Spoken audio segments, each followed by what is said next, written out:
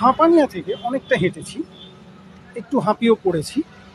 তো হাঁটতে হাঁটতে যে জায়গাটা এসেছি সেটা বেশ ইন্টারেস্টিং। আর তার আগে এই গাড়িটা দেখি আমরা। এই গাড়িটা Jayram egg roll and chaat corner. এখানে নানা ধরনের লোভনীয় সমস্ত খাবার দাবার রয়েছে এবং পাশে ফুচকার সম্ভার রয়েছে। তো সেটা খুবই সুন্দর এবং এখানে চাউমিন রয়েছে।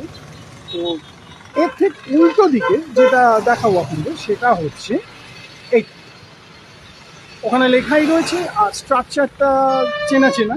এই ধরনের স্ট্রাকচার মাত্র একটা জিনিসই হয় প্রত্যেকটা শহরেই, মানে যে শহরে এই জিনিসগুলো আছে সেখানে থাকে।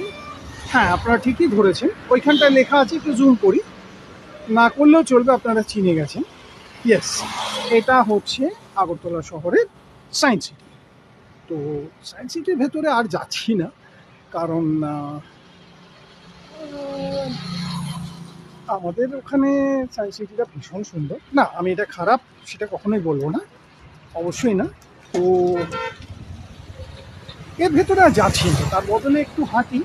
আর হেঁটে মোটামুটি বটতলার দিকে যাওয়ার চেষ্টা করবো। বটতলার দিকে হাঁটা যাবে না, তার আগে অটো নিয়ে নেবো, নিয়ে চলে যাবো। তবে সায়েন্স সিটিটা খুব সুন্দর, আমি পড়েছি, রিভিউ দেখেছি, খুবই সুন্দর সায়েন্স সিটি। 50 টাকা করে এন্ট্রি টিকিট, ভেতরে অনেক কিছু আছে।